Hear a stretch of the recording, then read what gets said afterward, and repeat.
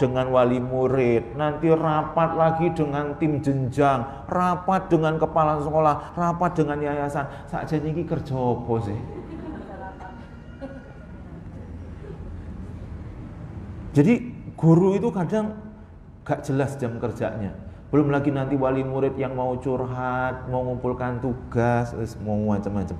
Nah, kesiapan kita sebagai orang tua untuk mendidik anak kita, membuat rumah kita itu jadi sekolah itu gak ada. Maka ini sekali lagi membuat pendidikan di rumah itu menjadi tidak efektif. Kemudian yang berikutnya, apakah beda BDR itu? Apakah belajar dari rumah itu berbeda dengan belajar di sekolah? Enggak, sebetulnya sama aja. Yang berbeda itu adalah cara penerapan. Ya, cara penerapan. Sekolah itu membuat belajar itu menjadi lebih efektif karena setiap mata pelajaran gurunya sendiri-sendiri. Terus yang kedua, sekolah itu punya kurikulum. Nah, di rumah itu satu guru harus menguasai seluruh mata pelajaran, pelajaran kehidupan. Terus yang kedua, nggak ada kurikulum. Nggak bingung nggak? Nah, membuat rumah dan belajar di rumah itu tidak efektif ketika kurikulum sekolah itu diblekno ke rumah, di mana orang tua itu gak ada spesifikasi jurusan pendidikannya. Yaitu mak kudu jadi guru matematika, IPA, bahasa Indonesia, bahasa Jawa, saolahraganya coba. Dan anaknya itu telu iku mau. Oh yo, gak terima ngeluh. Stres iku wis liwat. Jadi mak iku setiap hari darah iku lompat dari ubun-ubun. Mendidih blok gitu. Sebetulnya tidak berbeda pendidikan itu antara rumah dengan sekolah ketika lembaga pendidikan dan pemerintah mau memberlakukan penyesuaian kurikulum dan model pendidikan. Ketika anak-anak harus belajar dari rumah, maka tema-tema pembelajaran yang ada di kurikulum sekolah itu dileburkan dengan apa yang ada di rumah. Tema 1 tentang lingkungan dan pembelajaran bermatematika. Ada lagi pelajaran PPKN bersosialisasi. Itulah bisa dilebur dengan pendidikan di rumah.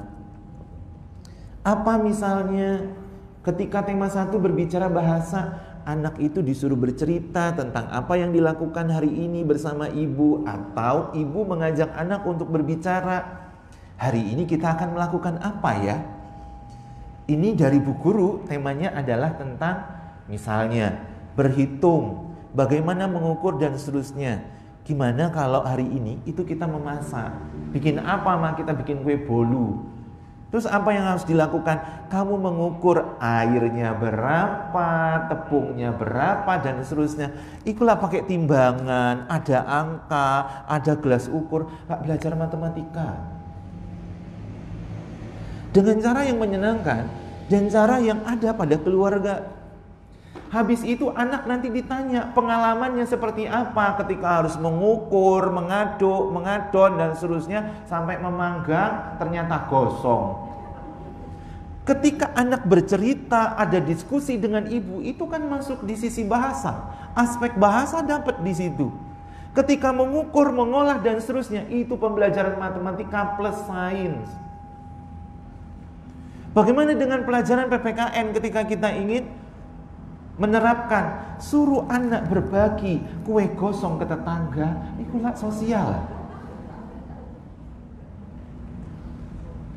Nah, menerjemahkan tema-tema dan muatan pelajaran yang ada di sekolah dengan basis rumah, itu yang orang tua dan guru tidak bisa. Bahkan para guru itu bilang, itu tidak ada dalam kurikulum. Siapa bilang? Sekarang ini sudah pembelajaran tematik. Itu satu pelajaran dirangkum dalam banyak pelajaran dirangkum dalam satu buku paket. Belajar itu tidak harus numerik, hitung-hitungan angka tambah sekian kali sekian, enggak. Apalagi kemudian anak kita itu masih TK-TK, apa yang ngerti hitung-hitungan begitu? ya tambah tinggal melayu.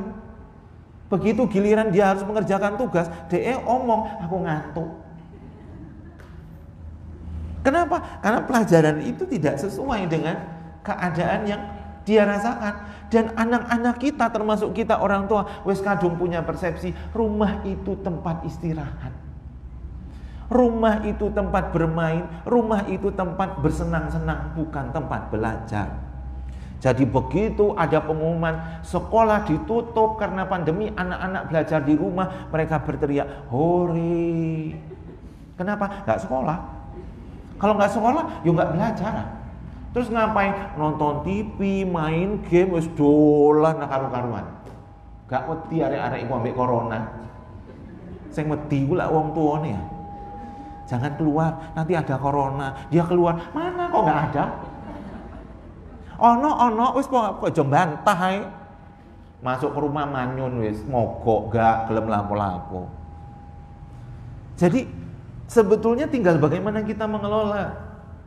Makanya saya dari dulu, dari awal ketika bikin sekolah, saya bilang guru itu hanya pendamping. Siapa yang bertugas mendidik anak, mengajarkan anak, yuk Anda orang tuanya.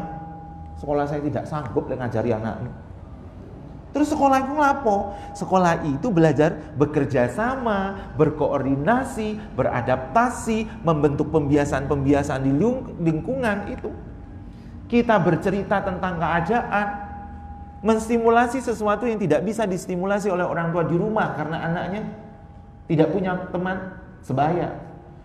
Tapi untuk urusan bermatematika, hitung, membaca, menulis juga urusanmu di rumah. Loh, cak enak gurunya. Yo iya. Wong bayaran enggak sepiro kok ditumpleki penggawean akeh. Sopo sing gelem? Sorry ya. Lek jenengan mau kami mendidik anakmu sak barang-barang wani piro. Ngono tok ae. Ketika saya membuat sekolah, orang tua tak blekno tugas mereka. Pak, kami kan nggak tahu, tak kasih tahu. Pak, kami kan nggak bisa belajar bersama. Jadi begitu sekolah di lockdown, anak-anak harus sekolah dari rumah. Alhamdulillah, wali murid saya tidak ada yang mengeluh. Kenapa? Karena mereka sudah terbiasa kasih tugas banyak. Menstimulasi anak untuk membaca. Bagaimana caranya? Saya kasih tahu orang tua. Setiap kau ketemu, bacakan untuk anakmu. Setiap malam bacakan buku cerita. Itu dalam rangka untuk memberikan pelajaran membaca dan huruf. Dapat tugas, bapaknya setiap malam bacakan, ibunya menemani. Kemudian bagaimana setiap kegiatan itu adalah bentuk stimulasi belajar. Akhirnya antara rumah dengan sekolah, kurikulum-kurikulum yang ada kita terjemah kurikulum yang berbasis rumah. Kenapa? Karena anak-anak itu pulangnya ke rumah. Enggak dia tinggal selamanya di sekolah. Sekolah paling lama kalau TK itu 2 jam. 5 jam. Habis itu lah pulang ke rumah, ya tetap menang di rumah banyak-banyakan waktunya. Maka sekarang ini yang diperlukan adalah bagaimana kemudian membuat rumah itu menjadi efektif. Dan sekarang ini kasus-kasus anak yang menjadi korban pembelajaran online itu memuncak. Mulai dari yang terpapar pornografi, kecanduan gadget, mengalami gangguan emosional, sampai yang paling parah menjadi autis. Kita sudah 6 bulan, hampir 7 bulan BDR, belajar dari rumah dan online. Efeknya sekarang banyak kasus-kasus yang terjadi kepada anak-anak. Mulai dari kasus yang paling ringan sampai dengan kasus yang paling berat. Sampai juga ada kasus rumahnya kobong. Gara-gara mak bapaknya berangkat bekerja, anaknya ditinggali HP karena belajar dari rumah. Anaknya kepingin ngerebus mie, nyalakan kompor, dia belajarnya itu bablas sak gamenya. Kobong wis pawon nih. Mulai dari itu akhirnya orang tua memutuskan, anak saya tidak saya kasih gadget. Selama kami bekerja, dia tidak belajar dan sekolah online. Nah terus konsultasi, kira-kira anak saya dikei apa yo Pak? Selama dia tidak diberikan HP, karena saya khawatir rumah saya jadi hangus terbakar untuk kedua kalinya. Ini masalah yang muncul, ya. Jadi luar biasa. Dan dari awal saya sudah menentang ke pemerintah bahwa negara kita belum siap untuk diberlakukan pendidikan, pembelajaran melalui media teknologi. Kenapa? Satu, alasan saya, guru tidak pernah disiapkan dan guru tidak pernah difasilitasi. Yang kedua, pola pendidikan kita selama ini adalah pola pendidikan yang klasikal, bukan individual. Jadi anak-anak kita, anak-anak milenial yang mereka itu kemampuan belajar teknologi sangat cepat tapi tidak pernah kenal aturan dan tidak pernah kemudian paham tentang apa itu teknologi, bagaimana manfaatnya, bagaimana keburukannya, bagaimana aturan menggunakan, itu anak kita tidak pernah tahu. Yang ketiga, orang tua. Orang tua kita jauh dari kepedulian tentang sistem pendidikan dan mulai dari perangkatnya sampai dengan kurikulumnya. Karena kecenderungan masyarakat kita itu bongkokan menyerahkan anak ke sekolah. Tahu-tahu sekarang semua harus belajar dari rumah dan online. Bagaimana kesiapan tiga perangkat? Belum lagi kemudian orang tua juga tidak mendapatkan fasilitas dari negara. Pikirkan sendiri, apa caramu? Yang penting anakmu sekolah online. Lah anak 3, HP cuma 2, dipakai kerja sama orang tua. Laptop bapaknya cuma 1, yo dipakai bekerja. Anak disuruh belajar online. Gimana coba nggak tukaran tok ibu di sini? Akhirnya banyak tugas yang tidak selesai. Kenapa? Anak gantian. Dan kadang ada sekolah yang tidak mau tahu. Iku lah nambah parah kita. Saya menolak. Dan sekolah saya tidak ada pembelajaran online. Yang ada itu pengenalan bagaimana menggunakan gadget dan apa aplikasi yang bisa digunakan. Itu pun harus didampingi orang tua. Selama 7 bulan, baru 2 kali kami memberikan pendidikan itu. Selebihnya silakan buat kegiatan bersama anak apapun itu. Sekolah memantau, sekolah membantu dengan memberikan program, sekolah membantu untuk kemudian memberi pemahaman kepada orang tua tentang bagaimana mendampingi anak-anak yang di tahapan-tahapan usia tertentu. Itu selebihnya nggak ada. Nah, yang lain ini yang menjadi PR. Makanya kalau kita orang tua di tengah pandemi ini tidak kritis kepada pihak lembaga, buyar kita. Anak saya sekolah 2, satu kelas 1 SMA, yang satunya naik kelas 4. Saya perhatikan, semenjak pandemi, 2 minggu pertama dia bertahan belajar dengan menggunakan teknologi. Selebihnya dia sudah tidak mau belajar. Dan saya bilang ke sekolahnya, pendidikan anak saya ambil alih. Dan tidak mengikuti pembelajaran online. Melalui Google Classroom, Google Meet, Meeting Zoom, atau apapun namanya. Dan anak saya tidak pegang HP. Jadi Pak Ifir, semua yang berkaitan dengan pelajaran dan pendidikan anak saya selama masa pandemi jadi tanggung jawab saya. Seperti apa dan bagaimana cara saya mengajarkan, tolong berikan kepercayaan kepada saya sebagai orang tua sekaligus guru anak saya yang SD. Karena yang SMA alhamdulillah nggak ada masalah. Oke, bagaimana kesepakatannya? Tak buat kesepakatan saya dengan pihak sekolah, wali kelas dan kepala sekolahnya. Kepala sekolah bilang, oke Pak Ifir, kami percaya dengan panjenengan. Jadi anaknya tidak ikut Google Classroom dan segala macam, tidak masalah bagi kami. Karena jenengan mau bertanggung jawab, siap. Dan saya akan bilang, lebih baik anak saya tidak naik kelas, yang dia bisa mengulang pelajarannya, daripada anak saya rusak karena teknologi. Ketika anak saya rusak karena teknologi, maka saya butuh waktu berpuluh tahun untuk memperbaiki dia. Tapi kalau dia tidak bisa matematika, saya bisa mengajarkan dan mengulangi pelajaran itu daripada dia rusak. Kemudian saya tidak tahu bagaimana cara memperbaikinya. Tak tegaskan ke sekolah begitu. Silakan, jalan. Sampai kemudian mulai 2 bulan kemarin saya tanya ke anak saya, mau sampai kapan kayak begini? Dia bilang, aku kepingin sih yang lain. Oke, mau sekolah? Mau. Tapi sekolahnya di tengah kondisi begini kamu sekolah sendiri, gak ada teman. Karena teman-temanmu yang lain tidak sekolah. Mau belajar ke sekolah sama ustazah sendirian? Gak apa-apa, aku mau. Oke, tak datangi lagi ke sekolah. Boleh gak anak saya masuk? Dia pengen belajar langsung dengan ustaz dan ustazahnya. Gak apa-apa Pak Ifir. Seminggu ya nggak usah full, mungkin 3-4 hari atau 2 hari dalam 1 minggu. Silakan, malah kami tambah seneng kalau anaknya masuk, nggak susah nih. Masuk. Jadi anak saya sekarang sekolah itu seminggu antara 2-3 kali belajar langsung dengan ustaz-ustaz. Dan ternyata itu bisa.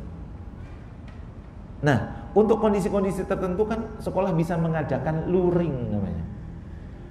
Pendidikan luar jaringan. Itu boleh. Anak kita berkelompok dengan kelompok terbatas itu masuk ke sekolah. Saya lebih memilih luring itu anak datang ke sekolah, bukan guru datang ke rumah. Bahaya.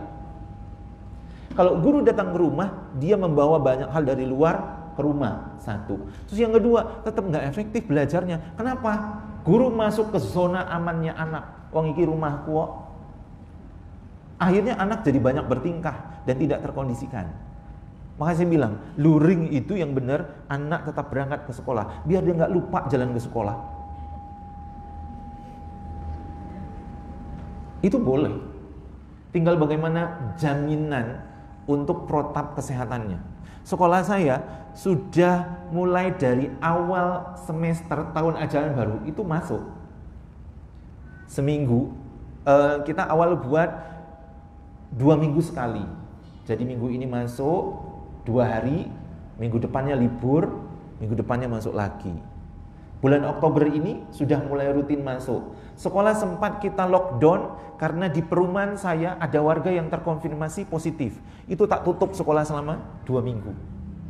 Sak gurunya nggak boleh ke sekolah karena di perumahan ada yang terkonfirmasi positif walaupun beda RT tetap.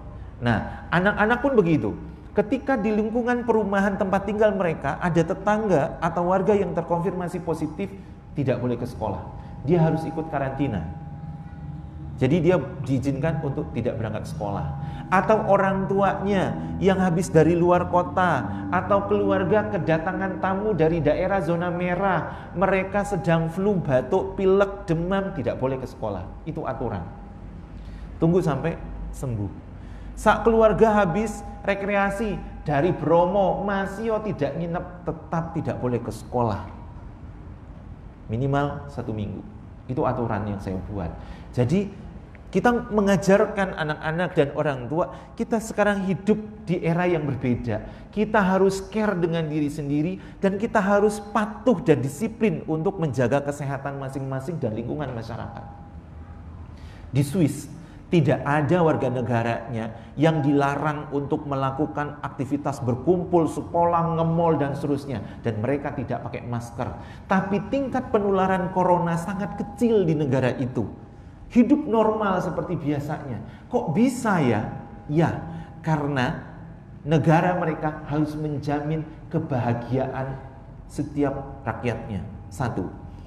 Ketika warga bahagia, maka imunitas tubuh itu tinggi, bagus, antibodinya kuat. Terus yang kedua, kenapa di sana aman? Kok sedikit terkonfirmasi positif? Karena warga kalau mereka sadar, dia tidak akan. Nah, itu pola pembiasaan yang sudah umum di sana. Lah kita, disiplin itu yang menjadi masalah.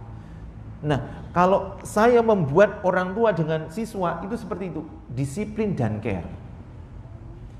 Jadi anak-anak, mereka beraktivitas di sekolah, ya alhamdulillah normal. Dan saya punya prinsip itu tadi, sama kayak negara Swiss, bahagia, harus bahagia. Anak saya alhamdulillah karantina itu awal-awal lockdown kita tidak sekolah, ditutup semua itu 2 minggu tok, habis itu dia sudah gak betah di rumah dan saya pun sudah tidak kuat dirusingin sama dia. Bolak-balik tanya, kapan aku boleh main? Aku kok di rumah terus, aku nggak boleh keluar. Saya bilang, wis dole nolele sakarepmu. Pokoknya tahu aturan, pulang cuci tangan, dan tidak bermain dengan temanmu yang mengalami batuk, pilek, demam. Harus tahu bagaimana menjaga jarak. Wis dolin wis. Pulang ke rumah cuci tangan, kadang baju ganti, mandi. Aku habis ini mandi ya, mandi wis. Alhamdulillah sehat. Semoga seterusnya begitu. Nah, kita harus tahu tentang keadaan-keadaan yang membuat bagaimana pola pendidikan itu berjalan dengan efektif selama kita di rumah. 21st Century World Revolution 4.0 ini sedang dilakukan sekarang. Jadi dunia itu sekarang sedang dialihkan untuk melakukan reformasi besar-besaran yang nanti dunia itu dikendalikan oleh satu negara dan satu orang. Siapa? Dajjal. Maka kita dibuat ketakutan, kita dibuat cemas, kita dibuat menjadi segala sesuatunya itu serba terbatas, yang nanti aturan itu akan dibuat satu di seluruh dunia ini. Maka sekarang wabah yang melanda kita bukan corona, tapi ketakutan dan kecemasan yang berlebihan. Jenengan rasakan tidak? Iya. Ketakutan kita itu jauh lebih tinggi. Dan berbahayanya, akidah kita mulai digeser. Takut kita bukan kepada Allah, tapi pada makhluk yang bernama virus. Kita sudah berikhtiar, kita sudah melakukan usaha menjaga diri, tapi kita tidak bertawakal. Ketakutan kita kepada penyakit virus jauh lebih besar daripada ketakutan kita sama Allah. Masjid ditutup, pengajian ibadah itu dilarang, tapi mereka berpesta pora. Coba, ini dunia sedang dirubah dan kita tidak sadar. Dari mana mereka memerangi kita? Ghazal fikr, perang pemikiran. Makanya saya bilang, dan saya selalu berdoa, ya Allah, buat ketakutan kami kepadamu jauh lebih tinggi daripada kepada makhlukmu yang sekedar bernama virus. Maka apapun aktivitas, bismillah saya jalani. Bahkan saya bikin diklat pengabdian masyarakat di Gedangan, kecamatan, salah satu kecamatan di Malang Selatan. Saya ngumpulkan guru. Kita tetap jaga jarak, pakai masker, protokol, dan kita tatap muka. Dilalah sama Allah, diuji 3 hari. Diklat itu 6 hari. Diklat itu jalan 3 hari. Ada peserta yang meninggal mendadak. Jadi hari ketiga harusnya jalan, saya dikabari ada peserta kita yang meninggal dunia habis sholat subuh. Jeder, gak karu-karuan rasanya. Saya kayak sudah gak punya tulang. Di tengah pandemi, tahu ada peserta yang kemarin sehat, besoknya meninggal. Aduh, saya sudah macam-macam mikir. Tapi kemudian saya mencoba kembali ingat Allah gitu. Oke, akhirnya saya beristighfar banyak-banyak, terus tenang. Saya kasih tahu ke dinas, coba diselidiki bagaimana perlakuannya, ditanya sejarah dan seterusnya. Oke, bagaimana kemudian perlakuan jenazahnya? Udah dibawa ke UGD, iya, bla bla bla, dan ternyata alhamdulillah tidak terkonfirmasi positif COVID. Diperkirakan dia jantung. Akhirnya dilakukan perawatan jenazah seperti pada umumnya, tidak ada protokol COVID dan seterusnya. Nah, saya berpikir begini, ternyata kita itu diuji Allah dengan yang kita takutkan. Yang kita takutkan. Bagaimana kemudian kita menyikapi? Yang saya katakan kepada diri saya dan kepada semua peserta termasuk dinas, yang pertama kali saya lakukan adalah berhusnuzon kepada Allah. Saya tidak mau berpikir apapun. Jadi begitu saya mendengar ada berita kematian mendadak, saya hentikan otak saya untuk berpikir. Jeder, saya tidak mau berpikir apapun. Saya mencoba untuk mengingat Allah dan berhusnuzon kepada Allah. Itu yang saya lakukan. Dan saya mengatakan bahwa yang terjadi pada peserta itu adalah takdir dia. Dan takdirnya itu ditemukan dengan acara kita. Selesai. Wis, gak usah mikir macam-macam. Jadi acara, karena hari itu berduka, ada peserta yang meninggal, itu hari kedua. Akhirnya kita hentikan diklatnya. Kemudian saya tanya ke peserta dan dinas, besok apakah tetap mau dilanjutkan? Lanjutkan, Pak. Gak ada yang ketakutan. Siapa yang flu, batuk, pilek dan seterusnya, gak ada. Wis, lanjut aja, Pak, besok. Akhirnya besoknya saya lanjutkan. Saya pertemukan untuk menyelesaikan 2 materi. Tapi selebihnya saya ajak mereka berdiskusi. Saya ajak peserta dan orang dinas itu untuk berpikir. Dan kemudian karena kondisi tidak memungkinkan, daripada nanti jadi viral berita, headline news dan seterusnya, ada peserta di pelatihan mati mendadak gitu, saya bilang, teman-teman, ini dalam rangka ikhtiar kita menjaga segala sesuatunya, maka setelah hari ini kita libur 2 minggu, baru kita lanjutkan lagi. Dan saya melanjutkan kemarin, selesai saya melanjutkan itu Minggu, Senin, Selasa, selesai kemarin, Rebu selesai. Nah, saya tanya ke peserta dan semuanya, apa ada yang demam, ada yang batuk dan seterusnya? Gak ada, semua sehat, Pak, alhamdulillah. Karena sebelum peserta itu meninggal, sorenya itu kami berkumpul ngeruntel foto. Saya nggak ngikut fotonya, tapi dia ngomong ke narasumber teman saya itu bilang begini, yang meninggal itu, Bu, saya pengen foto dengan jenengan di sebelah jenengan ya, ini kan foto terakhir. Itu kata dia. Dan semua teman yang berkumpul dengan orang itu, termasuk saya treatment untuk jangan berpikir apapun tentang hal yang buruk. Berpikirlah positif. Alhamdulillah sehat semua sampai detik ini. Tidak ada yang kemudian merasa greges dan seterusnya.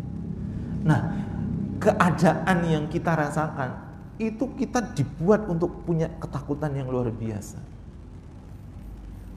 Kenapa? Karena memang itu yang diinginkan. Sampai nanti semua rencana mereka berjalan mulus. Kita akan divaksin, kemudian semua prosedur alam mereka didata dan seterusnya. Dan siapa yang disasar? Bukan kita, generasi kita. Maka anak-anak kita ketika belajar dari rumah dipaksa harus mengenal teknologi, termasuk kita orang tua dan masyarakat untuk mengenal teknologi. Bersyukurlah, kenapa? Karena kita sedang berhadapan dengan perang ini. Maka mau tidak mau kita harus melek dengan teknologi secepat mungkin. Lantas bagaimana dengan keadaan wabah sekarang, virus dan seterusnya? Ini kesempatan untuk mendidik anak-anak kita hidup disiplin dan care dengan diri sendiri. Jadi begitu sudah merasa tidak enak badan, berhentilah keluar rumah dan banyaklah beristirahat. Terus manfaat yang lain, kita diajarkan untuk mengkonsumsi makanan-makanan yang halal dan thayyibah. Sehat, halal dan baik. Kenapa? Untuk menjaga imunitas tubuh. Tapi kekuatan yang sesungguhnya itu adalah bagaimana kita menjaga keyakinan kita kepada Allah. Segala sesuatu sudah ada takdirnya. Maka jangan pernah takut dengan takdir itu, tapi jemput takdir itu sehingga dia menjadi takdir yang baik untuk kita, untuk anak dan keturunan kita. 3 pertanyaan penting untuk orang tua.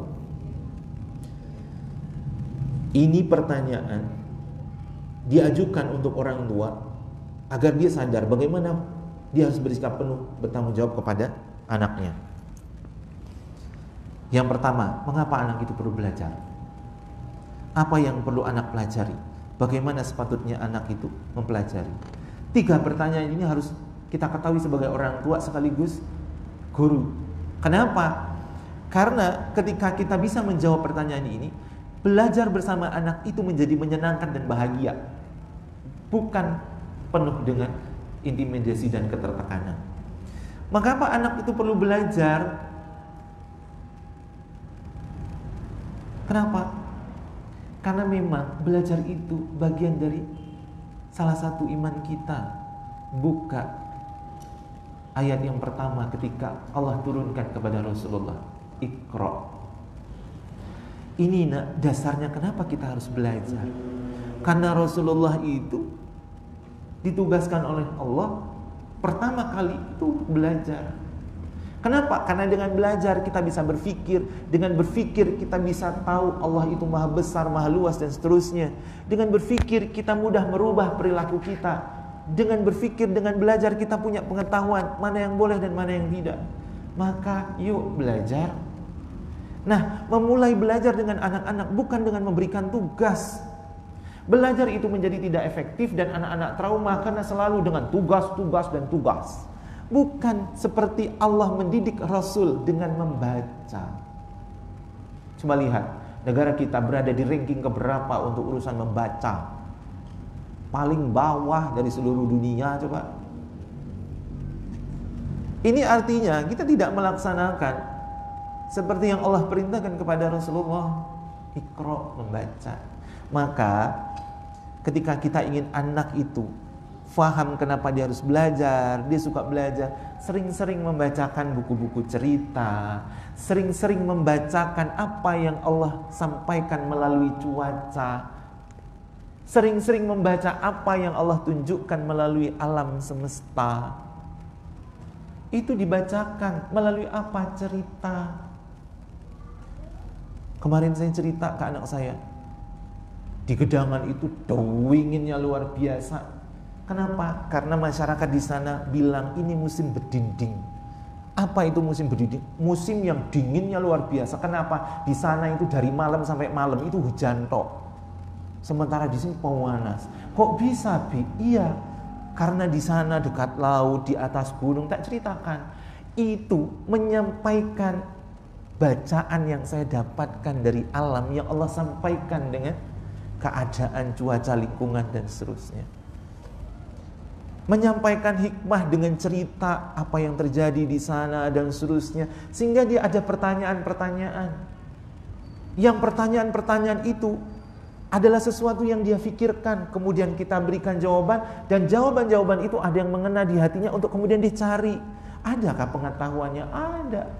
Di buku ini, sains, buku pelajaran IPA, biologi dan seterusnya.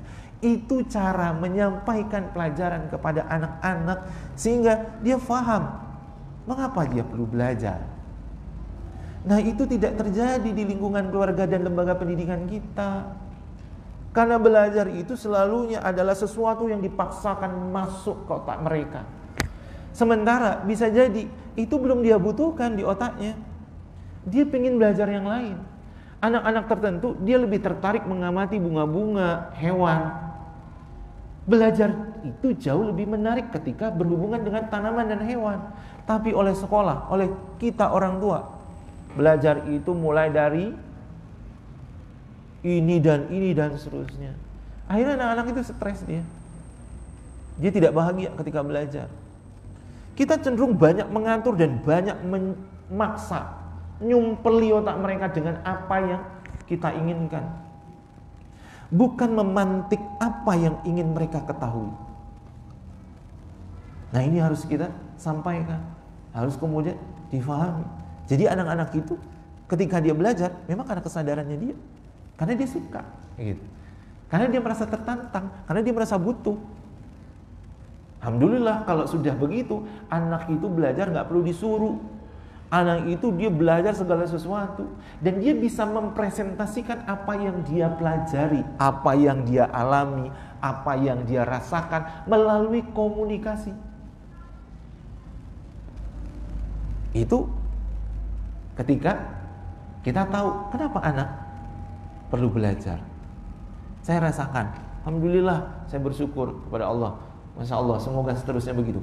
Anak saya yang besar itu gak pernah bermasalah dengan belajar semenjak dia masuk SMA. Padahal proses dia masuk SMA itu gak mudah. Dan saya tidak pernah ikut campur untuk nyari sekolah, mendaftarkan, ngurus tetek bengek, gak ada. Anak saya sebelum lulus SMP sudah saya kasih tahu, kamu masuk kemana, ingin sekolah kayak apa, pikirkan dari sekarang. Cari informasi sekolah yang ingin kau tuju, kapan pendaftaran, kapan ini, kapan itu. Saya nggak mau nyari dan saya tidak mau mikir. Dia sempat protes ke uminya. Kenapa sih? Aku dibiarin sendiri, teman-temanku itu loh diurusi sama abinya, disuruh urusi sama uminya, pendaftaran, formulir, semua dicari lah, kok nyari sendiri. Tanya ke abimu atau uminya. Uminya sudah ngomong ke saya, apa kita nggak kebablasan? Enggak, dia sudah mulai dewasa. Saya dudukkan dia, ketika habis dari sekolah, saya ajak dia ke mana namanya, Kentucky Fried Chicken, bukan Kentucky, apa sih namanya? Pokoknya kayak gitulah, tapi bukan KFC. Dia suka burger, es krim.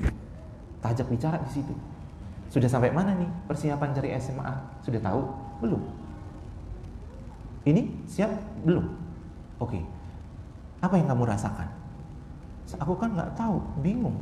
Aku kan ini. Oke, sekarang Abi tanya, kamu pengen sekolah yang kayak apa? Aku pengen sekolahnya kayak begini, SMA begini-gini. Oke, di Malang apa ada? Coba kau cari dulu informasi itu ke teman-teman dan ke ustazahmu. Nanti setelah kau temukan, kita cerita lagi. Jadi mulai dari saya jelaskan, kenapa saya tidak mengurus apa segala sesuatu yang berkaitan dengan sekolahmu. Karena yang akan menjalani kamu, bukan saya. Maka kamu harus tahu mulai dari tetek bengeknya, dari awal dan seterusnya.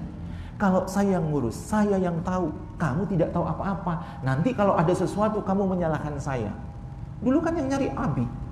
Yo Abi, oh kok enak, sorry ya. Enggak. Jadi dari situ tugas saya mengantarkan dia ke MAN 1, MAN 2, SMA 9 wis. Cari wis, opo wis, kamu mau kemana tak anter. Saya cuma bertanya, gimana Mbak? Sudah mulai proses pendaftaran? Sudah. Jadi dia searching, googling dan sendiri semua seterusnya. Kenapa seperti itu? Karena satu, ingin mendidik anak saya untuk tahu tentang tanggung jawab dan bagaimana dia mulai melangkah dalam kehidupan. Terus yang kedua, saya percaya anak saya pintar. Dia bisa tahu segala sesuatu. Dan dia sangat mudah mendapatkan informasi. Kenapa? Dia anak milenial. Dia jauh lebih canggih dalam mencari dan menemukan informasi timbang saya. Saya bilang, saya urusannya beda, urusan saya banyak. Kalau kamu percayakan ke saya, iya saya ingat. Pas saya lupa, tahu-tahu lewat dan seterusnya. Kamu yang tugasnya belajar, kamu yang lebih fokus dengan segala sesuatu yang berkaitan dengan belajar dan sekolahmu. Maka kamu lakukan sendiri. Jadi saya nganter tugas saya, nganter ke sana, pendaftaran dan seterusnya dia yang bayar, dia yang ini, saya cuma ngasih uangnya tok. Akhirnya dia menemukan pengalaman sendiri. Dia kemudian ketika belajar, ketika dapat tugas, semangatnya luar biasa. Sampai sekarang saya mikir, ngelihat anak saya itu orang yang paling betah dan paling senang sekolah. Sekolah online di SMA Negeri 9 diterima karena jalur prestasi raport. Dia mulai dari jam 6:30 sudah di depan laptop sampai nanti jam 3 sore itu betah. Dan dia mengerjakan semua yang diinikan gurunya. Gurunya itu mereka kan belajar melalui video tutorial. Yuk ditonton nih, heran saya. Koyok ngono iku lho nduk gak penting belas. Ya ditonton sama dia. Saya tanya, apa yang kamu tonton dari gurumu yang ngoceh koyok gitu? Kamu lah garek buka YouTube dapat yang lebih menarik? Enggak, aku cuma pengen tahu saja apa sih yang disampaikan guru saya itu. Kira-kira dia menyampaikan itu sesuai nggak dengan yang di modul? Saya lebih suka baca modul atau denger dia. Lah terus kesimpulannya, ternyata yo aku lebih seneng baca modul tiwas ngrungokno DE. Karena yang disampaikan ternyata menurut anak saya, dia cuma mengulang aja, dia tidak memberikan wawasan.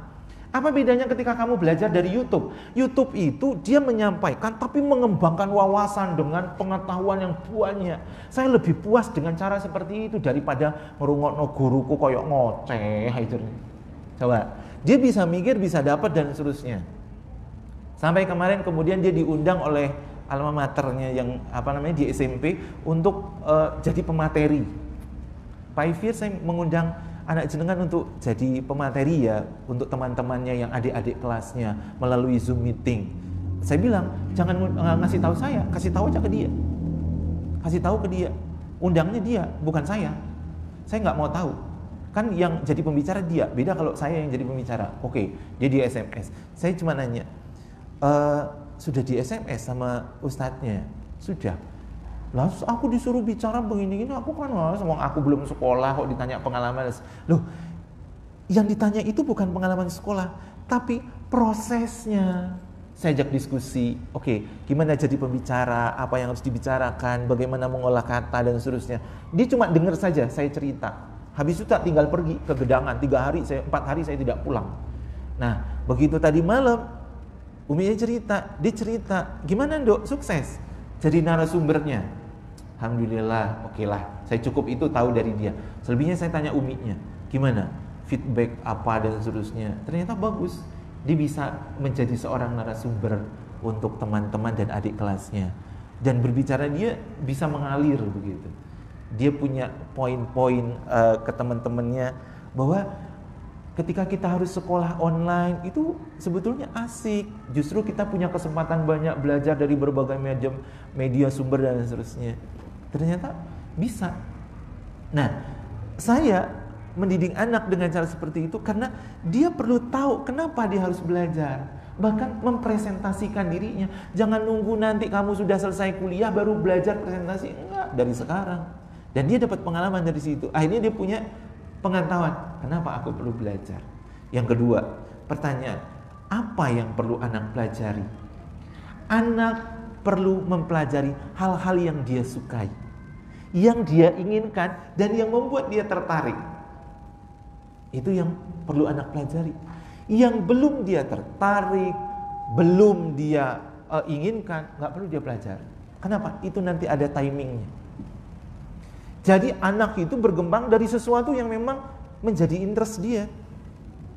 Maka ada anak yang dia interest hitung, numerik, yaitu yang perlu dia pelajari dulu. Ada anak yang dia mempelajari tentang bagaimana cara merawat kucing, mandikan kucing, motong kuku kucing, rebonding kucing itu. Apakah itu hal yang tidak perlu dipelajari? Itu perlu dipelajari. Dan itu juga belajar. Dan dia tarik dengan hal itu. Kenapa tidak difasilitasi? Maka ketika anak sekolah dari rumah, lihat Bu, anak kita itu sukanya apa? Fasilitasi di situ. Pak, kan ada tugas-tugas dari sekolah. Komunikasikan ke gurunya. Bagaimana kesepakatan menyelesaikan dan seterusnya. Bagaimana kemampuan Anda dalam mendampingi anak itu belajar dan seterusnya. Coba negosiasi. Boleh gak kami fokus pada sesuatu yang memang dia ingin pelajari? Boleh, gak ada larangan. Cuma kadang kita aja gak mau. Kita mikir ruwet, kita mikir takut anak kita tertinggal dan seterusnya. Padahal anak itu mempelajari sesuatu yang dia punya bakat dengan itu, yang dia bisa fokus di situ. Selebihnya pengembangan. Anak itu perlu mempelajari sesuatu yang dia memiliki kecenderungan ketertarikan. Selebihnya sampaikan kepada anak kita, kenalkan kepada dia tentang berbagai macam wawasan yang ada di muka bumi ini. Kenapa? Bagian dari tuntutan dia sebagai seorang khalifatul fil ard di muka bumi ini untuk kemudian tahu tentang banyak hal yang Allah sampaikan melalui suku, bahasa, budaya, tempat yang berbeda. Itu semua pelajaran dan wawasan. Perlu mereka pelajari? Iya, nanti pada saatnya. Sekarang fokuskan pada apa yang menjadi ketertarikan mereka. Karena anak-anak itu adalah emergent kurikulum yang memiliki inquiry. Inquiry itu ketertarikan. Anak itu kurikulum sendiri dia. Dirinya itu adalah kurikulum. Yang ketiga, bagaimana sepatutnya anak mempelajari itu? Anak mempelajari sepatutnya dengan kesadarannya sendiri melalui pendampingan dan stimulasi dari orang tua. Itu yang harus kita lakukan. Jadi kita mendampingi sekaligus mensimulasi. Berikutnya, lihat reaksi anak itu kayak apa. Bagaimana kemudian dia memahami, bagaimana kemudian cara belajar. Anak itu ketika dia sudah tertarik, dia akan memunculkan kemampuan dan cara belajar yang luar biasa. Dan belajar mereka itu tanpa disuruh.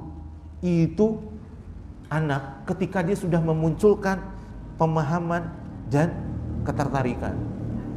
Gak perlu disuruh, dia sudah sendiri cari dan seterusnya. Nah, yang perlu kita bantu adalah menggali informasi dan membantu mereka untuk mengeluarkan apa yang dia pelajari melalui narasi, cerita, presentasi. Itu yang harus kita lakukan kepada mereka. Maka ketika ada pertanyaan bagaimana sepatutnya anak itu mempelajari sesuai dengan gaya belajar yang mereka miliki, sesuai dengan minat dan ketertarikan yang sudah mereka temukan. Maka berikan kesempatan anak untuk melakukan experience dalam proses belajar mereka. Salah itu hal yang biasa. Mereka menghabiskan banyak waktu untuk melakukan percobaan. Jangan pernah dimarahi dan jangan pernah disalah-salahi.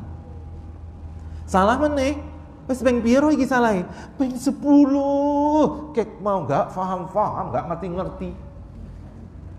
Bu, anak itu berproses. Thomas Alva Edison menemukan bola lampu setelah penelitian ke 1001 kali coba. Tapi emaknya enggak pernah ngomel itu. Wes ora usah. Wingi wes enggak jadi saiki dibaleni maneh ngentek-ngentekno bahan. Itu yang membuat anak kita down, akhirnya tidak mau melakukan apapun. Itu yang membuat mereka tidak percaya diri, kecil hati. Lah disalah-salah noy. Yang diingat itu bukan kebaikannya, kebenarannya, tapi kesalahannya. Bolak-balik itu disebut. Siapa yang gak sakit hati coba? Suami jenengan gak mau berubah karena jenengan selalu menyebut-nyebut kesalahan dia bolak-balik, padahal kesalahannya cuma sekali. Tapi Pak, sakit akan berhari-hari, gak hilang-hilang. Iya. Tapi kemudian itu dibolan baleni, disebut-sebut, yuk akan ngecap di otaknya dia. Nggak mau berubah akhirnya. Dia akan berpikir, oh saya suami yang brengsek. Oh ikut nempel di otaknya. Akhirnya kelakuan dia jadi brengsek beneran. Jadi jangan ada kesalahannya, tapi fokus bagaimana usaha dia memperbaiki. Berikan dukungan. Itu yang harus kita lakukan. Ya. Anak saya sekarang sedang mangga. Aku kupaslah sendiri. Ternyata ngupasnya itu ketebalan kulitnya tiwas, dagingnya nempel di kulit lebih banyak daripada setelah. Tapi dari situ kan dia belajar mengalami. Istri saya bilang, aduh kayak gini rek rugi sing tuku. Akeh dibuat tiwas dimakani. Loh, jangan begitu, saya bilang. Biarkan saja pengalaman dia akan merasakan. Nanti dia akan menemukan caranya bagaimana kulit itu bisa efektif terbuang, daging lebih maksimal untuk dimakan. Pengalaman. Nah sekarang dia malah jadi seneng. Aku aja yang mengupas ya. Monggo nggak apa-apa. Mas Yo akhirnya jadi benyek nggak karu-karuan itu. Itu menurut saya proses belajar. Kadang saya mau makan terus. Aduh iki kok koyo. Tapi saya mencoba untuk mengapresiasi. Akhirnya dia bisa menemukan cara, megang pisau itu gini. Ternyata kalau mengupas itu dari mana dulu lebih efektif. Itu bisa menemukan cara begitu coba. Mbaknya lo gak pernah tahu. Mbaknya bilang, sampai nih saya ngupas. Kalau sampai ngupas itu lo bagus jernih. Ini lo mbak caranya, lek megang pisau itu, lek ngupas. Akhirnya mbaknya belajar dari dia. Nah, itu anak kita memiliki kemampuan-kemampuan yang kadang kita tidak pernah menduga, luar biasa. Dilema dunia pendidikan kita adalah lembaga pendidikan dengan rumah tidak pernah sama dalam konsep mendidik. Itu yang pertama. Yang kedua, orang tua tidak pernah diberikan pemahaman dan pengetahuan serta sosialisasi dari kurikulum yang akan dipelajari oleh anak-anak kita. Ini akhirnya jadi dilema. Dan yang paling membuat susah itu adalah pemerintah itu kadang tidak konsisten dengan apa yang diberikan, dengan kebijakan-kebijakannya. Kenapa? Setiap ganti menteri, ganti semuanya. Setiap ganti presiden, ganti semuanya. Nah sekarang demo di mana-mana. Coba, karena ada kebijakan yang berubah yang tidak memihak kepada rakyat. Kita terimbas. Sekarang berita headline newsnya, anak-anak sudah tidak belajar lagi di rumah. Kenapa? Ditinggal maknya demo. Bapaknya tidak pulang. Kenapa? Itu sibuk demo. Belum lagi mikir mereka akan di PHK dan seterusnya. Wis, karu-karuan. Dilema kita yang paling parah adalah para guru, para pendidik itu tidak maksimal jadi teladan. Saya pernah memberikan pelatihan 2 hari untuk guru SD di salah satu kecamatan. Saya bagi 2, kelas 1 sampai kelas 3, kelas 4 sampai kelas 6. Tahu apa yang terjadi? Ternyata ini guru-guru negeri, guru-guru SD negeri. Ada guru swasta di kecamatan itu cuma 2 lembaga swasta. Tahu apa yang saya temukan? Ternyata guru-guru itu tidak bisa bikin RPP, rencana pembelajaran hariannya. Jadi, mohon maaf tak bongkar ini. Guru-guru itu bahan perencanaan pembelajaran copy paste. Copy paste, blek, nggak diwoco, nggak dipelajari. Dia denger cerita koncone sing moco. Wingi iku sing sampean foto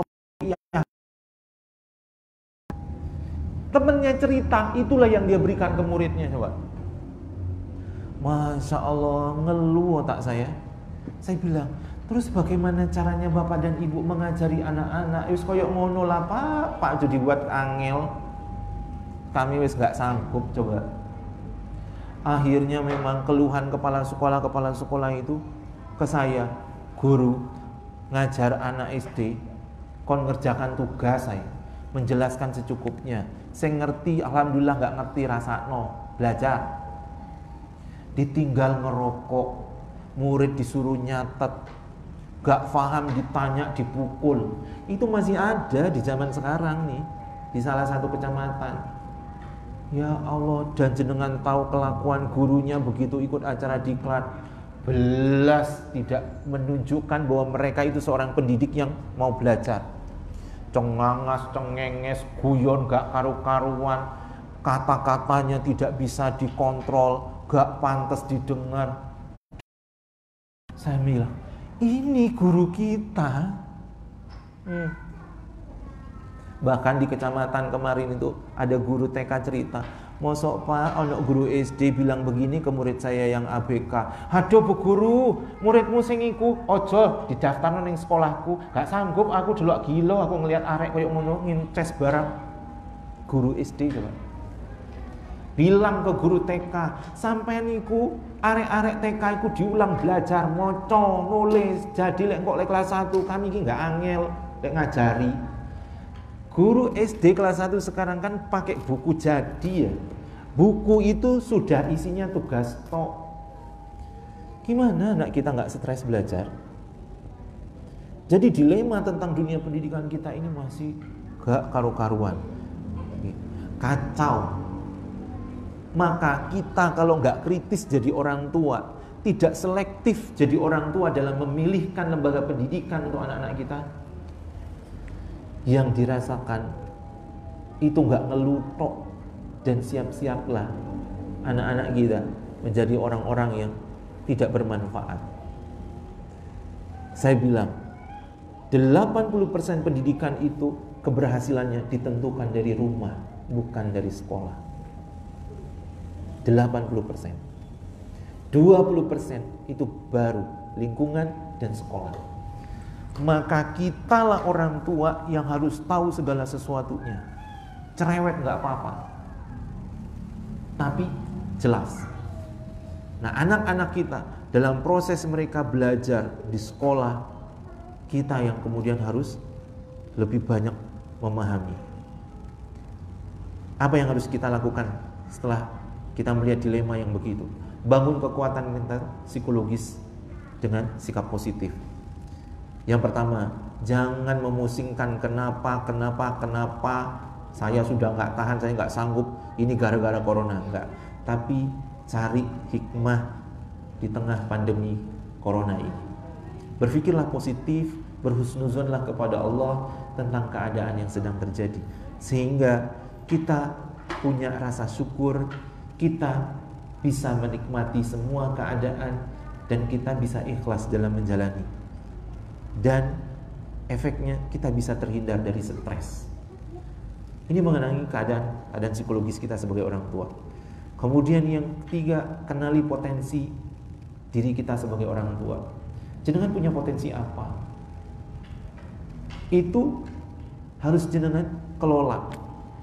Jenengan orang tua yang banyak aturan, gak boleh, awas. Itu potensi jenengan sebetulnya bagus bidang kepengawasan. Jadi security cocok itu. Jadi satpam.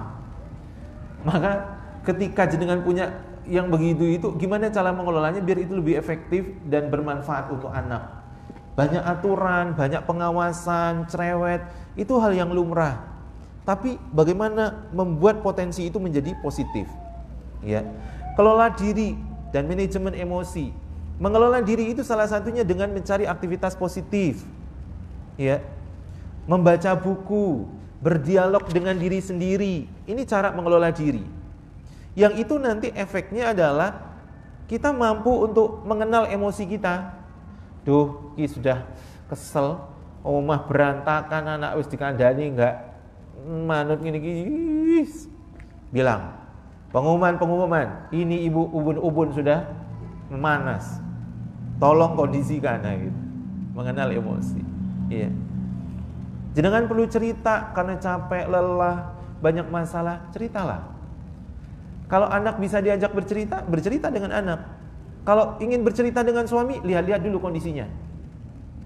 Kalau dia kondisinya lelah, baru pulang bekerja, sumpek, dia kondisinya enggak fit, jangan diceritain dulu, tahan ceritanya. Berikan pelayanan, ya, atau seperti apa bersikap yang positif itu. Tunjukkan dulu bagaimana dia bisa tenang dan bahagia. Dia sudah tenang, dia merasa nyaman, baru cerita. Itu kalau suaminya mau dengar cerita. Kalau enggak, treatment yang lain menulis. Tulis apa yang jenengan rasakan. Gak gelem Pak, saya butuh konsultasi ke psikolog. Boleh, datanglah ke psikolog. Pokoknya yang penting sanggup bayar ya. Gitu. Yang berikutnya, lakukan aktivitas positif bersama. Ini penting di masa pandemi ini, ajak anak untuk yuk bercocok tanam, masak bareng, atau rekreasi bareng. Oh, saya sudah bolak-balik rekreasi selama masa pandemi. Ke pantai, wis, ke gunung, wis, kemana? Pokoknya wis jalan aja wis. Tiwa sumpek ning omah. Istri kadang kan sudah capek dengan daring dan seterusnya, aku lek muring-muring akhirnya. Ya sudah, saya malah jadi rajin dinner berdua bersama istri. Kalau malam wis, halah wis mi, gak usah masak, wis ayo cari makan, wis. Jalan kemana, bu, cuma makan soto berdua, bu. Selama pandemi itu malah jadi tambah sering saya. Kalau anak-anak beberapa kali saja saya ajak ke mall, ayo kita nge-mall begitu, tapi aturannya begini-begini. Yus jalan, cerita orang, yo kadang ada yang protes, teman-teman nakes itu. Pak Ifir itu kok gak disiplin belas sih? Kami ki setengah mati, jaga jarak ngono, sampean kok sik nglumpuh, ayo sik jalane. Lah terus piye? Aku lah nggak kayak begitu nanti malah nggak mati karena corona, yo mati stres. Tenang Bu, saya jaga jarak, saya disiplin, saya ini kok gitu. Tak gitu kan. Bahkan wali murid saya yang dokter spesialis anak malah bilang begini, Kak Popo, Pak Ifir, anak-anak itu suruh masuk aja jadi ini. Loh Pak, sampai niki dokter tapi kok malah arek-arek ngomong masuk, Kak Popo jadi ini. Biar anak itu bahagia jadi ini. Jadi saya pernah webinar berdua dengan dia, saya psikologinya, dia medisnya. Itu dia malah mendukung semua konten yang saya bicarakan. Bener itu Pak Ifir jadi ini. Wah, iki saya bilang dokter ini malah jadi bertolak belakang dengan yang lain. Karena dia berpikir realistis. Pandemi begini nggak ada akhirnya. Tidak ada akhirnya. Maka kitalah yang kemudian harus berani untuk mengakhiri. Yaitu tadi, dengan disiplin, dengan menjaga kebersihan dan seterusnya. Ya bahagia, menurut saya imunitas tubuh itu paling penting. Obatnya kan, vaksinnya adalah antibodi kan. Dia kayak flu. Begitu sudah menyerang keadaan kita, bagaimana kita bisa care? Jadi kalau sudah merasa ini nggak enak badan, oh sudahlah di rumah aja nggak kemana-mana, makan yang banyak, minum yang banyak, vitamin, tidur, istirahat, wis sembuh insya Allah. Ya, bagaimana kalau ada penyakit komorbid dan seterusnya? Ya harus care itu tadi, paham dengan keadaan diri. Lakukan aktivitas positif bersama dan tahu tentang kondisi-kondisi yang akan kita temui. Be positive thinking, berhusnuzon kepada Allah. Ya, apapun. Duh, ternyata terkonfirmasi positif. Berhenti berpikir tentang hal-hal yang menakutkan. duh, positif. Saya punya lambung, saya punya ini. Oh, tambah nemen itu penyebaran virus. Ya. Berhenti berpikir negatif. Ketika kau terkonfirmasi positif, oke, yang perlu dilakukan adalah menenangkan diri. Saya kemarin mendampingi tetangga karena saya di komunitas organisasi dekat perumahan, saya dijadikan salah satu satgas COVID untuk penanganan psikologis. Kecemasan itu paling banyak, paling tinggi. Maka ketika sudah terkonfirmasi positif, itu harus ditangani psikisnya dulu. Nah, saya sampaikan ke tetangga, bagaimana kabarnya? Jadi tak dengarkan semua ketakutan-ketakutannya. Dan memang dia harus cerita. Setelah itu saya bilang, sekarang setelah bercerita, pikirannya gimana rasanya? Masih ada ketakutan, oke, itu buang, kosongkan pikirannya, tenangkan. Semua serahkan kepada Allah, berhusnuzon. Ternyata alhamdulillah, seminggu sembuh dia. Dari yang pertama positif, dicek lagi, seminggu, itu sudah negatif. Akhirnya sembuh dan dia sudah mulai beraktivitas normal. Dia nakes, salah satu bidan. Nah itu ternyata luar biasa. Dan saya cari informasi, tanya ke orang-orang yang pernah terkonfirmasi, itu memang psikis itu paling pertama kali. Karena imun vaksinnya ada di situ. Gitu. Yang terakhir, bahagiakan diri kita, anak dan sekitar. Orang sekitar itu bagikan rasa bahagia kepada mereka dengan misalnya sekedar menyapa, berbagi makanan atau apalah, ya. Jenengan sudah bosan di rumah, ayo ajak jalan-jalan suaminya. Banyak loh tempat wisata yang sekarang viral, aku kok belum pernah ke sana. Atau mungkin suaminya tiba-tiba ngajak, ayo kita beli gorengan. Jangan gorengan. Jangan, bilang aja, ayo mas, tapi tukunya di Mekah ya, gitu.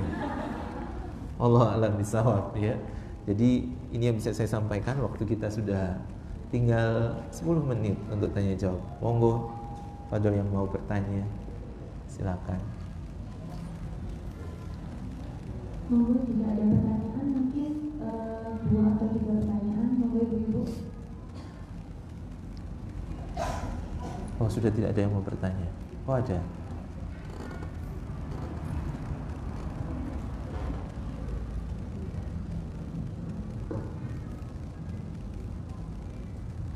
Assalamualaikum warahmatullahi wabarakatuh. Assalamualaikum warahmatullahi wabarakatuh. Mau tanya Ustaz, bagaimana menjalankan sabar yang sebenarnya? Assalamualaikum warahmatullahi wabarakatuh. Pertanyaannya kok wabut, Bu? Menjalani kesabaran yang sebenarnya itu adalah dengan menerima dengan ikhlas, ya. Jadi setiap keadaan yang kita terima, menurut saya kuncinya satu, Bu. Sabar itu ada pada syukur, ya. Jadi ketika kita diuji oleh Allah, kemudian kita bersyukur, maka itu adalah langkah awal untuk kita diberikan kekuatan sabar yang sesungguhnya. Nah, bersabar itu nggak mudah. Kenapa? Karena di tengah ujian kita harus berpikir positif. Itu yang tidak mudah. Kita kemudian harus menahan rasa sakit dengan berbagai macam pernak-perniknya. Tapi di satu sisi kita harus menerima begitu. Nah, ketika kita mau bersabar, maka bersyukurlah dengan apa yang Allah uji. Bersyukurlah dengan apa yang kemudian Allah beri. Lalu katakan kepada diri kita dengan berdoa, ya Allah, apapun yang kau berikan kepada hamba, ini adalah nikmat. Saya tidak akan bisa menggantinya, saya tidak akan bisa melawannya. Maka ya Allah, berikan keikhlasan, berikan kekuatan untuk kemudian saya bisa menjalani segala sesuatunya. Itu sabar, ya. Jadi ketika datang ujian, alhamdulillah, Bu, jangan berkata apapun di awal, tapi diamlah untuk kemudian kita meminta ampunan kepada Allah. Kenapa? Karena Allah menguji kita itu dalam rangka untuk membersihkan semua dosa kita. Ya. Maka ketika ujian datang, minta ampun kepada Allah. Astagfirullahaladzim. Oke, bersyukur, alhamdulillah Allah masih menguji kita dengan cara yang seperti ini. Masih banyak orang yang kemudian ujiannya lebih besar, lebih berat. Itu yang pertama. Terus yang kedua, lihat sekitar. Bersyukur itu ketika kita tahu ternyata kita masih jauh lebih baik. Bersyukur itu ketika kita masih tahu ada orang yang peduli dengan kita, masih ada orang yang menyayangi kita, masih ada tempat kita bersandar. Itu bersyukur. Maka ketika kemudian kita sudah diuji, di saat orang lain pergi meninggalkan kita, lihat siapa yang masih memperdulikan kita. Ada orang yang masih datang dengan kita, dia tahu kemudian kita sedang susah, terus dia menghibur kita. Bersyukurlah dengan kehadiran orang itu. Kenapa? Dia jadi teman kita untuk bersabar. Dia jadi teman untuk kemudian menguatkan kita dalam menjalani kesabaran. Itu. Nah, ikhlas itu ketika kita sudah bisa legowo dengan segala sesuatunya dan tidak pernah menuntut Gusti Allah, tidak pernah menyalahkan siapapun. Itu ikhlas. Dan ikhlas itu nggak bisa diungkapkan. Kenapa? Karena dia bisa dirasakan saja. Iya, itu. Jadi sabar itu bukan berarti kemudian kita menyerah begitu saja, tapi syukuri segala sesuatunya, jalani dengan semaksimal mungkin dengan berharap ampunan Allah. Itu insya Allah. Itu begitu. Allah a'lam bishawab. Ada lagi? Atau sudah cukup? Oh gitu. Bertanya bagaimana kiat menjadi orang tua yang berkualitas itu dengan keterbatasan orang tua itu sendiri. Jadi apalagi di zaman seperti ini, seperti itu untuk mengatasi. Oke. Jadi orang tua yang berkualitas itu kuncinya ada di belajar. Ya. Iqra bismi rabbikal ladzi khalaq. Bacalah. Nah, belajar itu kan gak harus textbook ya. Kalau saya itu belajar dari satu membaca. Membaca itu ada bukunya. Terus yang kedua, saya suka ketika bepergian dalam perjalanan, itu saya suka membaca apa yang Allah sampaikan melalui alam, lingkungan, apa yang saya lihat, apa yang bisa saya rasakan. Itu belajar. Dan itu membaca menurut saya. Berikutnya, kita bisa belajar dari pengalaman orang lain dengan kita mendengarkan ceramah, seminar, atau mungkin kita berkonsultasi, ya. Itu cara belajar yang berikutnya. Kemudian berdiskusi, ini yang penting. Apa yang sudah kita ketahui itu harus kita keluarkan. Kenapa? Karena kalau kita simpan, dia mulek aja di otak kita jadi stres. Karena kita berpikir sendiri. Tapi begitu kita sampaikan, kita ceritakan, dia akan keluar sebagai ilmu yang akan menguatkan otak kita dan memunculkan motivasi untuk beramal. Itu dia. Ya. Jadi begitu disampaikan, itu akan menguatkan kita untuk menemukan ide baru, kemudian mencari ladang baru untuk beramal, dan semakin memperkuat diri kita untuk harus lebih baik, harus lebih baik, harus lebih baik. Nah, yang berikutnya, memang ini yang paling penting ya, bergantung dengan kedekatan kita kepada Allah. Sejauh kedekatan kita kepada Allah itu baik. Dan kita bisa mendekat kepada Allah ketika kita mengenal Allah. Orang yang mengenal Allah itu adalah orang yang dia bisa mencintai karena dia tahu. Nah, ketika kita tahu, kita mencintai, itu kita akan kembali kepada satu hal yang paling dasar dalam beriman. Apa itu? Keyakinan. Banyak orang yang dia belajar ilmu agama, dia tahu berbagai macam hadis, dia hafal banyak ayat Al-Quran, tapi dia gak pernah meyakini. Dia tidak pernah kemudian merasakan terhadap meyakini Allah. Itu yang kadang membuat kita beramal, beribadah itu jadi hambar. Karena kita gak pernah punya keyakinan. Kita suka diragukan oleh hal-hal yang secara tidak langsung itu justru merusak keyakinan. Maka sebetulnya semakin banyak kita diuji, itu Allah ingin mendidik agar keyakinan kita kepada Dia semakin baik. Keyakinan kita itu bisa kita dapatkan dengan sangat baik ketika kita merasakan banyak hal yang tidak menyenangkan. Tapi Allah selalu memberikan perhatian dan kebaikannya. Tapi Allah selalu kemudian memberikan banyak kemudahan untuk kita. Nah, ini menjadi kekuatan orang tua untuk bisa maksimal menjalankan. Menurut saya itu tips yang paling mudah, ya. Karena saya mencoba merasakan semua itu. Saya mencoba merasakan, ya Allah, sejauh mana sebetulnya keyakinan saya itu terhadapmu menjadi lebih baik, lebih baik, lebih baik. Dan ketika kita mencoba untuk memperbaiki keyakinan, ternyata Allah memperbaiki segala sesuatunya. Allah memperbaiki segala sesuatunya. Nah, selebihnya banyak-banyaklah beramal kebaikan. Gak punya harta, gak bisa sedekah dengan uang, jenengan bisa sedekah dengan apa? Dengan menyingkirkan duri dari tengah jalan, itu amal.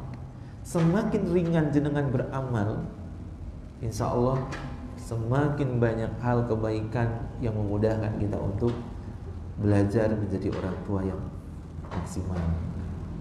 Itu. Nah, kalau jenengan sebagai seorang istri, ya harus sering-sering kemudian berdiskusi dengan suami dan minta bimbingannya. Atau kalau dia belum bisa, maka banyak-banyaklah mendoakan dirinya. Begitu. Nah, ini menurut saya cara yang simple. Ya, cara yang paling simple. Makanya ibu-ibu ketika pulang dari sini itu jangan ngerumpi. Jenengan bisa sambil berpikir. Misalnya saja, apa yang dari yang saya sampaikan, poin-poin yang jenengan bisa rasakan, kemudian oh ternyata ini dekat dengan saya, oh ternyata ini belum saya lakukan, dan seterusnya. Itu difikirkan, dimuhasabahi. Itu akan menjadi kuat nanti di diri kita. Saya habis dari manapun, kayak misalnya habis dari sini ngisi kajian, pulang itu saya tidak akan nganggur, tapi saya mencoba merefleksi, saya ngomong apa sih? Saya menyampaikan apa sih? Ada nggak yang belum saya lakukan? Ada nggak yang saya sedang belajar melakukan itu? Nah, itu saya lakukan. Selebihnya ketika sudah menemukan ini dan itu, banyak-banyak beristighfar. Tapi kalau kemudian merasakan ketenangan, ada kebahagiaan, ada rasa yang tidak terlukiskan, itu saya bersyukur sekali. Saya hanya berdoa, ya Allah, semoga acara yang saya datangi hari ini itu membawa keberkahan. Gitu. Oke, Allah alam. Terakhir ya Bu, yang paling belakang, yang sudah ada keperluan mungkin bisa meninggalkan tempat.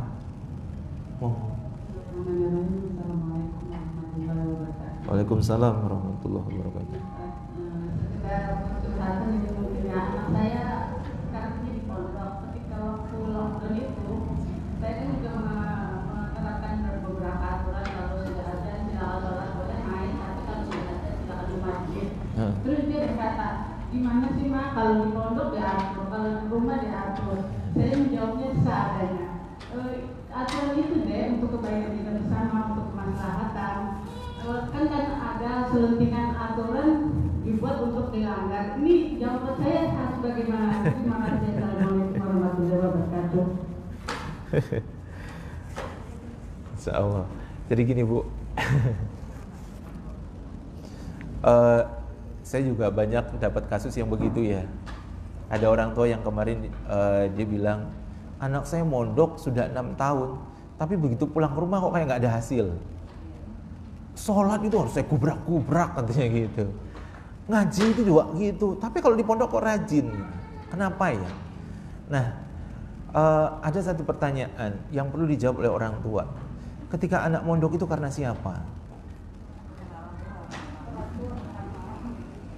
Ketika anak itu dipaksa untuk dia harus mondok tanpa pernah dia dapat penjelasan, maka itu menjadi beban untuk dia. Dan dia tidak akan merasakan manfaat apapun. Kenapa? Seperti yang saya katakan tadi, dia mempelajari sesuatu yang dia tidak butuhkan atau yang belum dia butuhkan. Ini yang akhirnya membuat penolakan. Dan dia ketika berada di pondok, itu benar Bu, merasa diatur terus menerus. Dia nggak bisa jadi dirinya sendiri.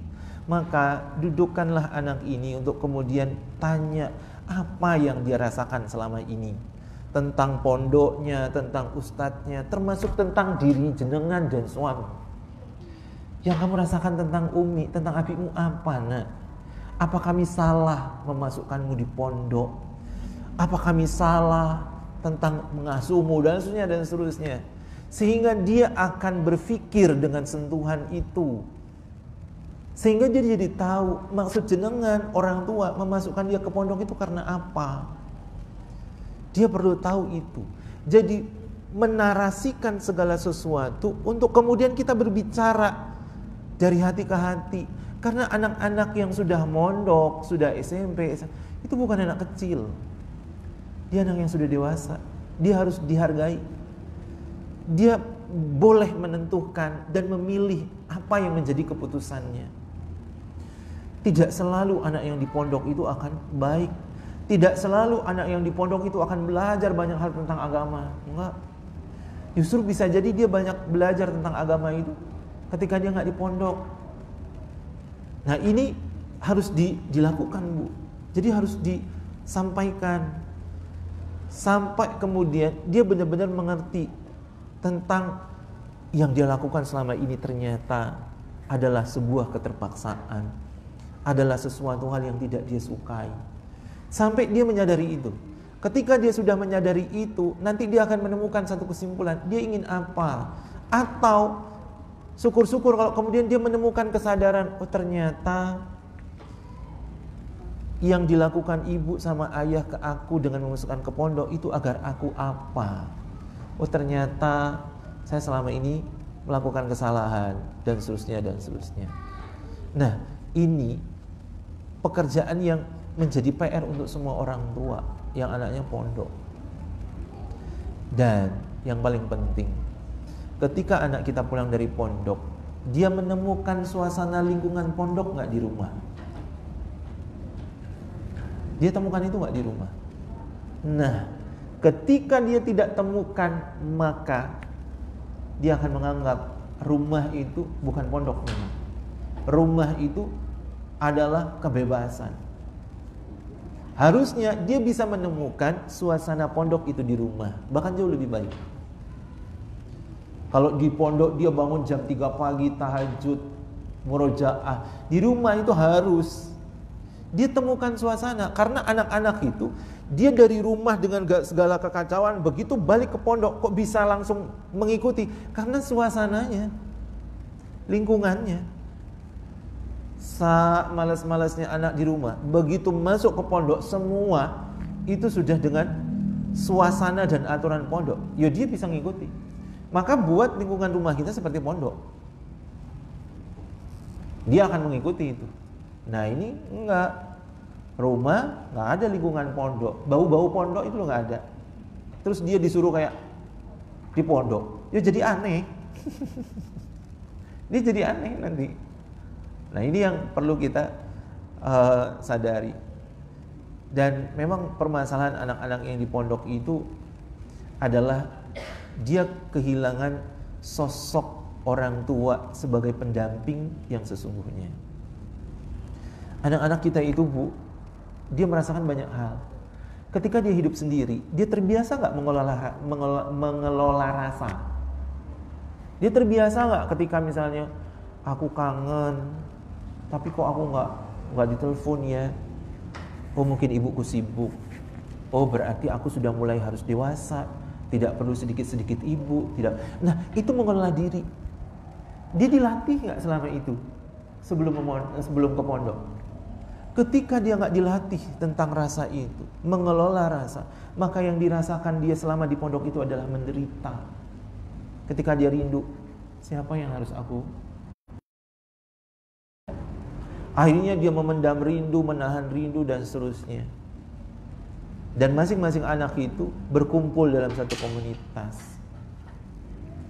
Ketika ketemu orang yang punya penyakit, yang mengidap penyakit LGBT, jadi sasaran empuk anak-anak yang kayak begitu. Tadi malam adik kelas saya itu konsultasi ke saya. Tadi malam dia baru dipecat, di PHK dari pondoknya yang tempat dia mengabdi di Bogor. Masalahnya karena dia menyelidiki kasus LGBT di pondok itu yang melibatkan kepala sekolah. Di PHK tanpa terhormat dan tanpa ada prosedur. Bahkan dia dikeroyok dan diputar balik, dia yang difitnah. Dia sampai visum mengajukan ke kepolisian karena dia dikeroyok. Demi mempertahankan bahwa mereka adalah orang-orang yang berbohong. Aku harus gimana bang? Katanya begini. Dan wali murid sudah tahu. Wali murid itu terus bilang, kami harus apa? Dia konselor di pondok itu. Nah, yang begini ini banyak terjadi ya karena memang orang tua hilang dari kehidupan anak ketika dia mondok. Maka saat-saat ini ketika anak harus di rumah selama pandemi itu kesempatan jenengan bayar utang. Ya. Jadi membuat aturan di pondok ke rumah itu menjadi aturan yang memang benar-benar menyenangkan, menghargai dia begitu. Sering-sering ajak dia ngobrol, ajak dia cerita, sering-sering melibatkan dia untuk berbagai macam aktivitas. Kenapa? Karena di pondok itu begitu, anak-anak nggak pernah berhenti beraktivitas. Bukan malah terbalik, di rumah difasilitasi gadget, difasilitasi wes nggak apa-apa, mumpung di rumah dang turu sak puasmu, makmu sak enakmu. Yo bablas. Bablas. Itu. Jadi anak ketika dari pondok pulang ke rumah butuh pengkondisian. Ya buatlah kondisi lingkungan rumah. Minimal ada ayah, ada ibu yang bisa menunjukkan sebagai seorang musrif yang di pondok begitu. Bukan jadi satpamnya, ya, tapi jadi orang yang mendampingi dalam membaca Quran, murojaah, qiyamul lail dan seterusnya. Wallahu a'lam bishawab. Mungkin ini yang bisa saya sampaikan. Semoga yang sedikit ini bisa jadi manfaat. Allah berikan keberkahannya dalam majelis ini, dan yang terpenting Allah selalu menjaga iman kita dan melindungi kita dari berbagai macam keburukan, termasuk dari penyakit pandemi yang sedang melambah saat ini. Mewabah saat ini. Baik, terima kasih ibu-ibu sekalian. Semoga sekali lagi ini manfaat dan kita semua semakin bisa dekat dengan Allah. Allah a'lam bishawab. Subhanakallah wa bihamdika asyhadu an la ilaha illa anta astaghfiruka wa atubu ilaik. Assalamualaikum warahmatullahi wabarakatuh.